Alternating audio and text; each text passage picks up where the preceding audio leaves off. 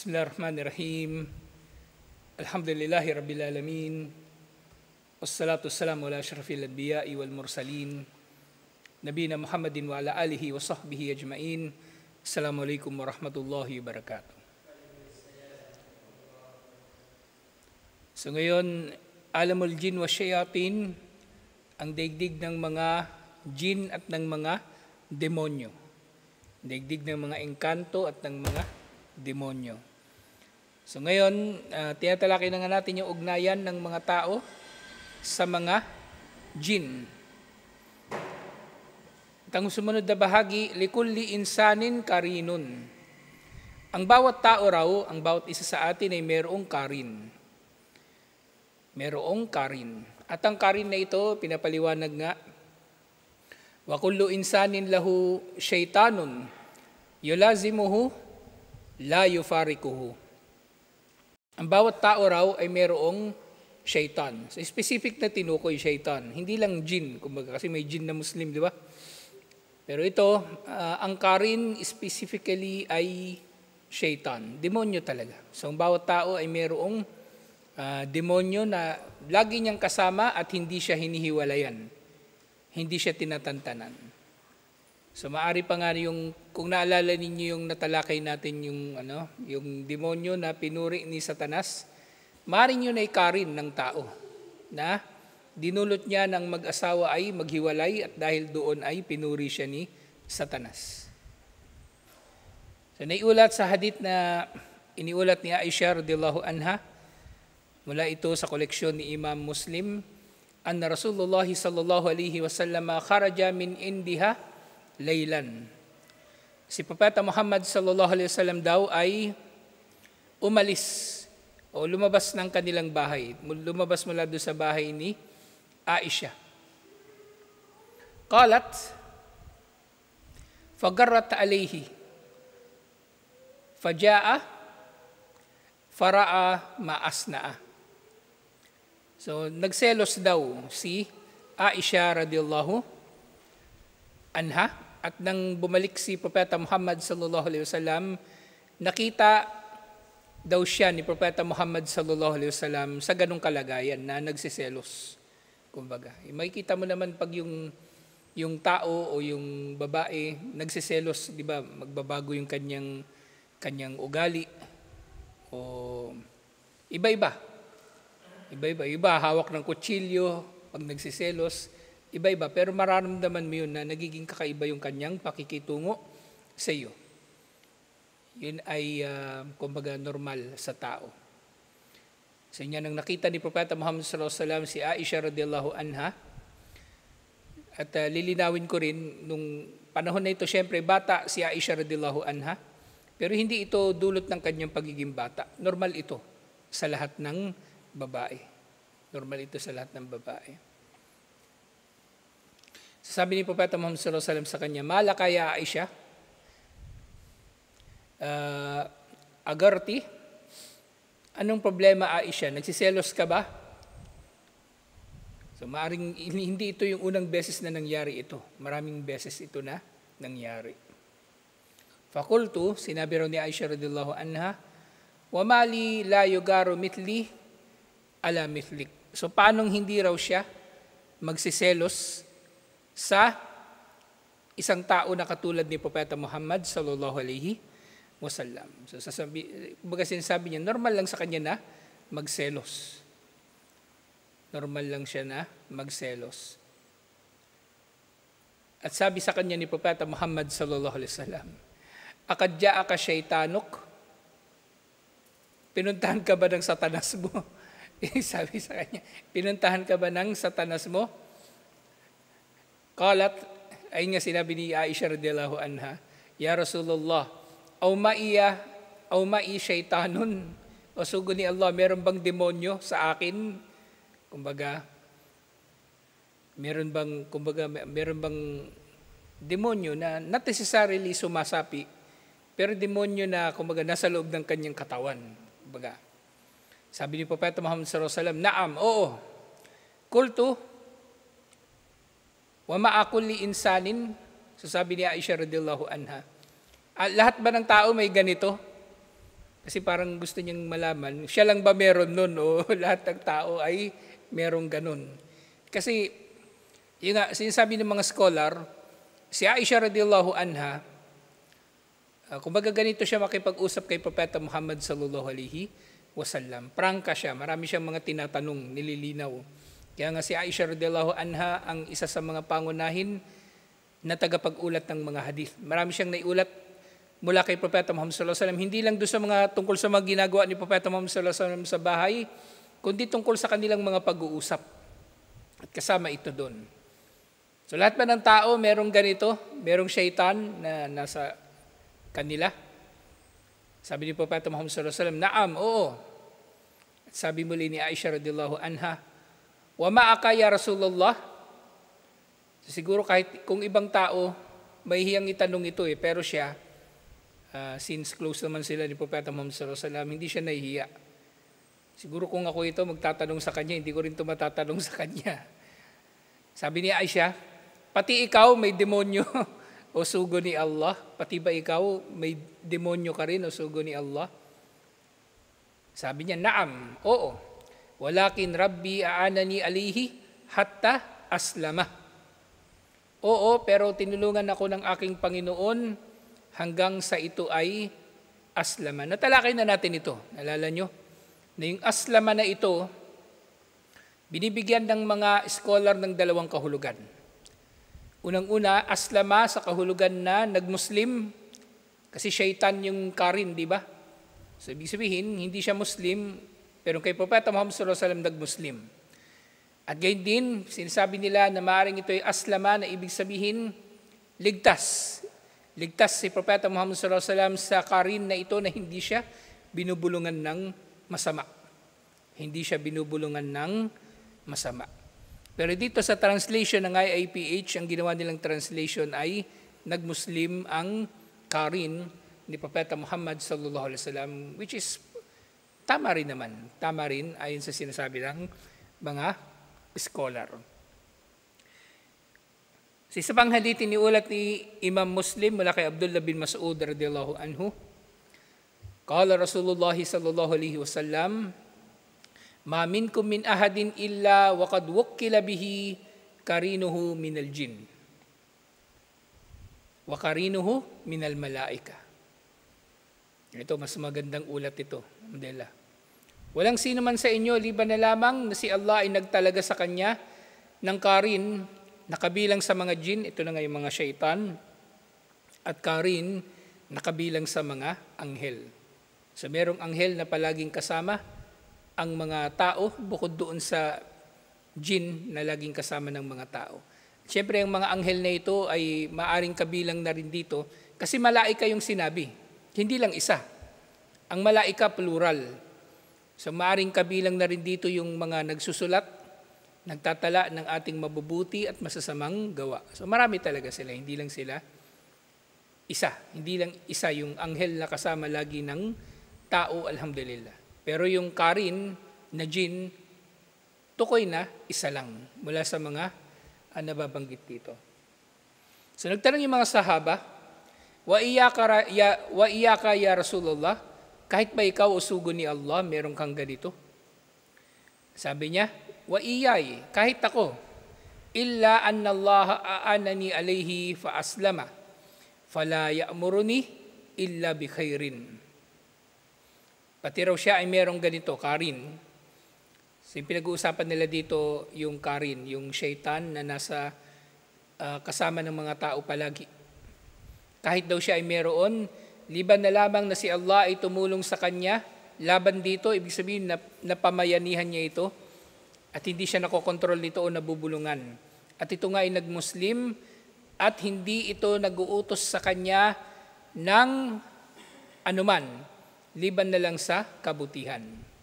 So hindi ito bumubulong sa kanya ng masama. Kasi nagmuslim na ito. At hindi lang ito basta-basta ang muslim, ito ay matuwid na muslim na jin, alhamdulillah.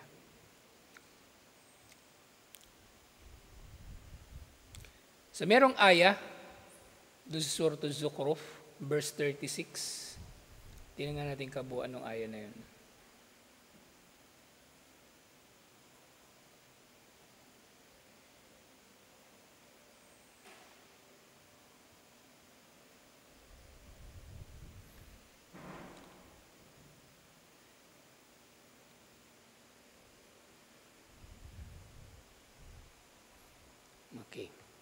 So sinabi ni Allah, وَمَنْ يَعْشُ عَنْ ذِكْرِ الرَّحْمَنِ نُقَيِّدْ لَهُ شَيْطَانًا فَهُوَ لَهُ قَرِينٌ.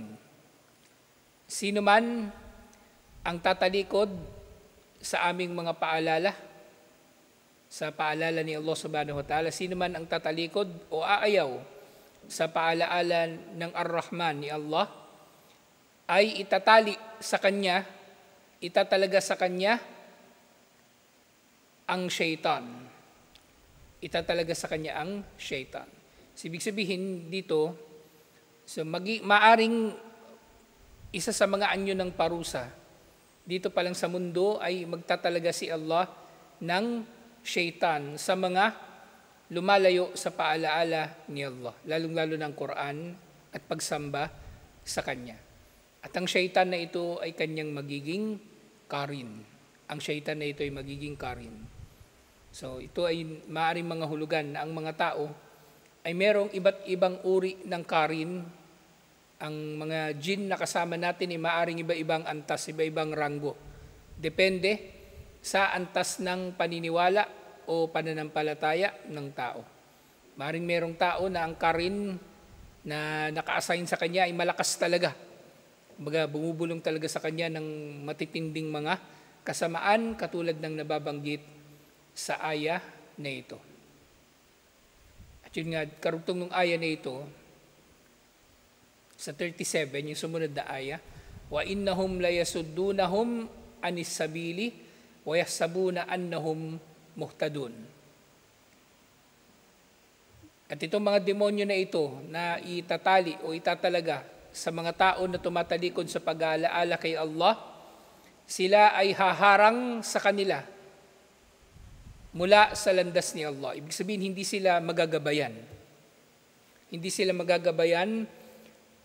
Siyempre, unang-una dahil hindi sila karapat-dapat sa gabay, kaya hindi sila ginabayan ni Allah. At gayon din, ginamit ni Allah na instrumento itong mga satanas na ito, itong mga demonyo na ito para hindi sila magabayan at nananatili nga sila sa pagkaligaw. At ang mas masahol nito, ang pinakamasahol talaga, kumbaga pinakamasama sa mga tao na naliligaw, وَيَحْسَبُونَ أَنَّهُمْ مُهْتَدُونَ. Sila ay ligaw pero sila ay nananatili na nag-aakala na sila ay nasa gabay. Kumbaga, inakala nila na mabuti ang kanilang ginagawa kahit masama. Inakala nila ng kanilang mga gawain ay naayon sa gabay. Naayon sa gabay. So, sumunod na aya, kasi nababanggit dito sa libro yung 36 lang, pero serya ito ng mga aya na may kinalaman sa karin. Do sa 38, hatta idha ja'ana Qala ya layta bayni wa baynaka bu'dal masyriqaini fa bi'sal qarin. Hanggang sa kapag dumating na ang panahon, ang araw ng paghuhukom, na ang tao ay haharap kay Allah subhanahu wa ta'ala, sasabihin niya sa kanyang syaitan, kung magsisisihin niya yung kanyang syaitan, yung kanyang karin, sasabihin niya, sana sa pagitan ko at pagitan mo ay ang distansya sa pagitan ng masyriqain, ang dalawang silangan. Na tinutukoy dito siyempre, yung silangan at kanluran. Sana ganun kalayo yung layo natin sa isa't isa, nang sa gayon na hindi sana siya na-impluwensyahan ng demonyo na yun. At sasabihin niya, tunay na napakasama mong kasama. Tunay na napakasama mong kasama. Pero yun nga, huli na ang lahat. Huli na ang lahat. Doon sa verse 39, وَلَنْ يَنْفَعَكُمُ الْيَوْمَ إِذْ ظَلَمْتُمْ أَنَّكُمْ فِي الْعَذَابِ مُشْتَرِكُونَ.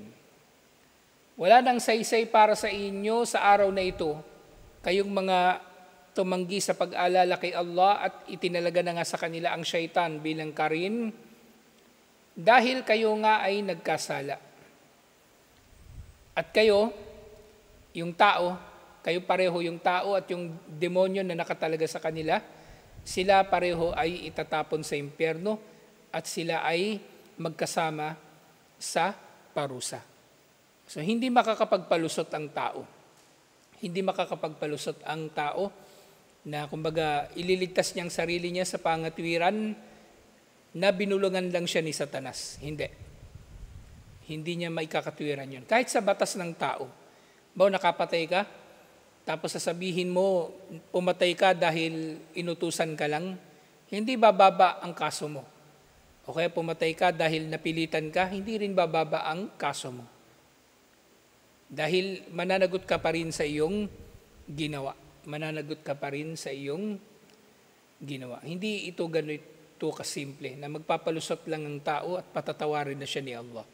Dito pa lang sa mundo, gumawa na tayo ng paraan, inshallah, na hindi tayo mapapamayanihan ng demonyo o ng syaitan.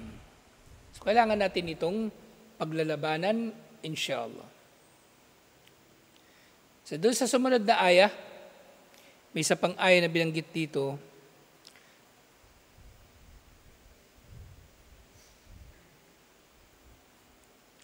The Surah Al-Fussilat, verse 25. Hanapin din natin yung ano.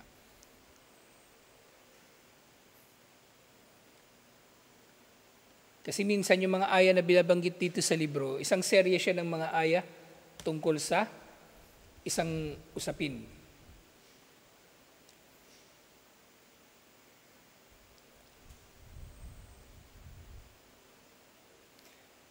So doon sa Surah Al-Fussilat, verse 25, وَقَيَّدْنَا لَهُمْ قُرَنَاءَ فَزَيَّنُوا لَهُمْ مَا بَيْنَ أَيْدِيهِمْ وَمَا خَلْفَهُمْ. At si Allah nga, itinalaga niya sa mga hindi mananampalataya o doon sa mga makasalanan ang mga demonyo bilang karin na pagagandahin ng mga ito para sa kanila ang mga kasalanan. May mga kasalanan na ginagawa nila ay magmumukhang maganda para sa kanila. Katulad ng nabanggit kanina dun sa Surah Az-Zukhruf. وَيَحْسَبُونَ أَنَّهُمْ يَهْتَدُونَ. At tinaakala nila na sila ay kabilang sa mga nagagabayan.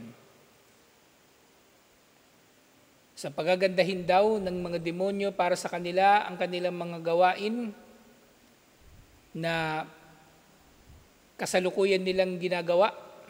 Ito yung tinutukoy dito na bayna aydihim at yung wama khalfahum, sabi sa tafsir, yung kanilang kawalan naman ng pananampalataya sa kabilang buhay. So nandito pa lang sa mundo, yung mga hindi mananampalataya, meron na silang kasalanan ng pagtakwil sa kabilang buhay o hindi pagkilala sa kabilang buhay. Wa haqqa alihimul qawl fi umamin qad khalat min qablihim minal jinni wal ins. At sila nga ay naging karapat-dapat sa hatol na katulad ng hatol na dumating sa naunang henerasyon ng mga jin at mga tao. Ito na yung hatol na tinutukoy dito, yung hatol sa hindi pananampalataya. Sila ay naging karapat-dapat sa hatol na ito. Innahum kanu khasirin. Sila ay mga talunan. Sila ay mga talunan. So dito, nababanggit yung katotohanan na ang bawat isa ay may karin, pero para sa hindi mananampalataya, mas matindi ang karin nila. Lalong-lalo na sa pag-iimpluwensya sa kanila. Dahil nga ang pamiminsala ng mga jin, hindi lang ito limitado doon sa pamiminsala na pisikal. Pagsapi sa katawan ng tao o pagpapatupad ng kulam at iba't ibang mga kababalaghan, ito primarily, ang pamiminsala ng mga demonyo primarily sa mga tao ay sa pagliligaw sa kanila. So, hindi kailangan na naroon mismo si Iblis para iligaw ang tao. Dahil ang bawat isa ay meron ng syaitan na kailangan niya na paglabanan. Kailangan niya na paglabanan. Wali syaitani at baon minal insi ittakaduhu waliya. Siyempre, ang mga impluensya ni Iblis o ni Satanas ay nagiging mas matindi pa dahil meron din siyang mga tagasunod, meron din siyang mga kampon na mga tao na kinukuha nila si Satanas at yung mga demonyo niya, yung mga kampon niyang jin, bilang mga awliya, bilang mga kakampi at bilang mga kaibigan. So nagaganap din ang pagliligaw ni Iblis sa mga tao sa pamagitan din ng tao, katulad ng tinalakay natin nung nakaraan. Yung sinabi ni Allah subhanahu wa ta'ala, "Wastabsis min istata'ta minhum bisautika wa ajlib alayhim bikaylika wa rajlik." Na lokohin mo sila o iligaw mo sila, ang sino man sa kanila na magagawa mo na maloko sa pamagitan ng iyong tinig. Sa pamagitan ng iyong tinig. At ang tinig na ito, syempre, hindi naman natin, kumbaga, naririnig yung boses ng jinn. Ang naririnig natin yung boses ng tao na daladala ang mensahe ng Satanas o ni Iblis para iligaw ang mga tao. Kaya nga yung tafsir dito, yung wastafsis manistata'ta minhum bisautik, iligaw mo ang sino mang kaya mong iligaw na kabilang sa mga tao sa pamagitan ng iyong tinig. Ang tinig dito na tinutukoy ay ang musika. At ang music, meron ding nababanggit dun sa Surah Luqman, وَمِنَ النَّاسِ مَن يَشْتَرِي لَهْوَ الْحَدِيثِ لِيُضِلَّ عَنْ سَبِيلِ اللَّهِ بِغَيْرِ عِلْمٍ. Kabilang sa mga tao, yung bumibili ng mga walang katuturan na mga pananalita upang iligaw ang mga tao ng walang kaalaman o hindi ayon sa kaalaman. At sa tafsir din noon, ang lahwal hadith, yung music din primarily. Pero maaring papalaob din sa lahwal hadith yung iba pang mga walang katuturan na mga pananalita o paglilibang. So si Iblis daw ay meron siyang mga kampon na mga tao. At itong mga tao na ito ay tumuring na sa kanya bilang kanilang mga kakampi. Yasiruna ala khattahu. Sila ay sumusunod sa kanyang mga hakbang. Wayarduna bifikrihi. At sila ay tumatanggap o sumasang-ayon sa kanyang mga ideya. Ma'annahul aduwul awwal alladhi yas'a fi ihlakihim. Lahat ng ito ay ginagawa ng mga tao na kampon ni Satanas. Sa kabila ng katotohanan na siya ang pangunahing kalaban nila, na wala itong hinahangad liban pa sa pagkawasak nila. Wakabihon bil insanil akil an yattakida aduwahu waliya. At tunay nga na napakapangit para sa sinumang tao na nag-iisip na kukunin niya ang kanyang kalaban bilang kanyang kakampi. Eh syempre nga yung tao, mayroon ng kasabihan yung mga patibong, ang tanging makakakita nito yung hindi target ng patibong na ito. Pero yung target ng patibong na ito, hindi niya talaga makikita halos ang patibong na ito, yung trap na ito. Kasi ito ay nakadisenyo talaga para sa kanya. Para sa kanya. Kaya nga dun sa isa pang aya sa Suratul Kahf, verse 50, afatattakidunahu wa durriyatuhu awliya'a min duni wa hum lakum adu. Kukunin ba ninyo si Satanas at ang kanyang mga inapo bilang inyong mga kakampi sa halip na ako, sa halip na si Allah? Samantalang nalalaman ninyo na sila sa inyo ay kaaway, bi'sa lidh-dhalimina badala. Napakasama ng pagpapalit na ito na ginawa ng mga makasalanan. Pagpapalit, kasi pinagpalit nila si Allah bilang kakampi sa mga demonyo at sa kanyang mga kampon. Walaqad khasiru bi'ittikadihi waliyan kusranan mubina. At sino man ang kumuha nga kay Satanas bilang kanyang kakampi ay nalugi ng malinaw na pagkalugi.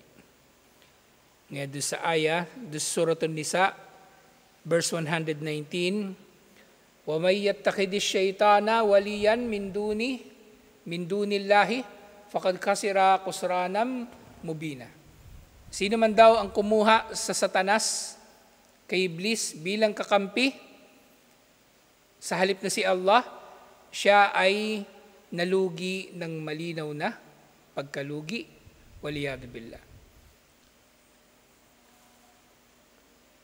Khasiru li anna syaitana sayudassi nufusahum wa yufsiduha.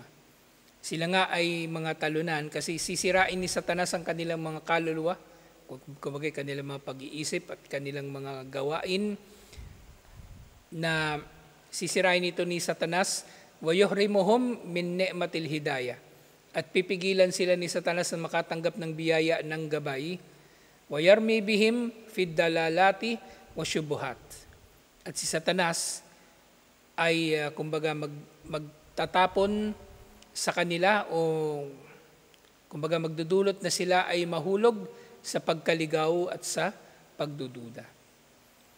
So merong ayat doon sa Suratul Baqarah, verse 257, وَالَّذِينَ كَفَرُوا أَوْلِيَاؤُهُمُ الطَّاغُوتُ يُخْرِجُونَهُمْ مِنَ النُّورِ إِلَى الظُّلُمَاتِ. Subhanallah. Ang mga hindi mananampalataya, ang kanilang mga kakampi ay ang mga Diyos-Diyosan, ang mga tagut, na naglalabas sa kanila mula sa liwanag patungo sa kadiliman.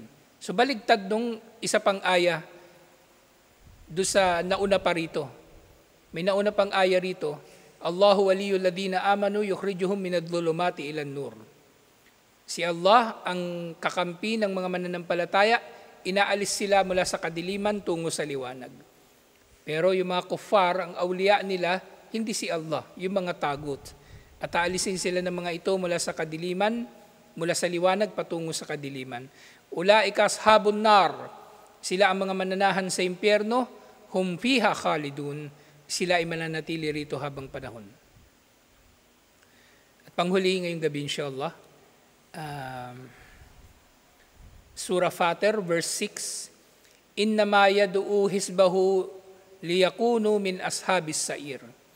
Tunay na si Satanas ay nag-iimbita lamang, nag-aanyaya lamang sa kanyang mga tagasunod upang sila ay maging kasama niya na mananahan sa impyerno.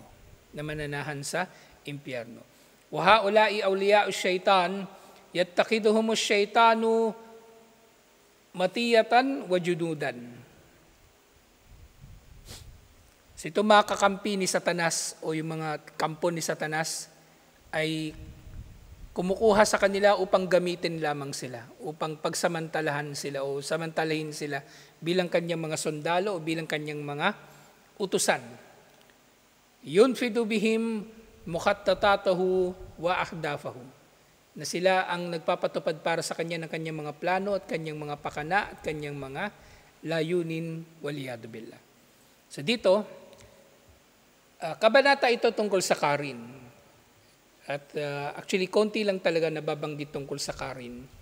Pero si Sheikh Omar al-Ashkar rahimahullah, binigyang diin niya na ang Qarin na ito na maaring kasama ng tao palagi ay matinding syaitan, matinding demonyo. Kaya ang tao ay marapat na paglalabanan niya ito, na makilala niya na ang Qarin na ito ay maaring, kumbaga, may mataas na ranggo at kailangan niyang paglabanan ito sa pamagitan ng patuloy na pagsunod kay Allah, insha'Allah. So ito yung usapin sa Qarin, alhamdulillah. So sumunod na usapin, yung tungkol sa pagtatraidor ni Satanas. Kasi Satanas, kakampi lang siya ng mga tao dito sa mundo. Pero sa araw ng paghuhukom, katulad nga yung binabanggit sa aya, kamathali syaitan id qala lil insani kfur falamma kafara qala inni bari'um mink. Katulad ni Satanas na nagsasabi sa tao, huwag kang maniwala, huwag kang manampalataya. Pero kapag dumating na sa kanya ang parusa, at hindi na nga siya nanampalataya, dumating na sa kanya ang parusa, sasabihin ni Satanas, wala akong kinalaman sa iyo. Inni bari'um mink. Ang kinatatakutan daw niya ay si Allah. So ito ay matatalakay pa natin inshallah bilang bahagi ng mga pakana ni Satanas. Tutuloy natin ito inshallah. Assalamualaikum warahmatullahi wabarakatuh.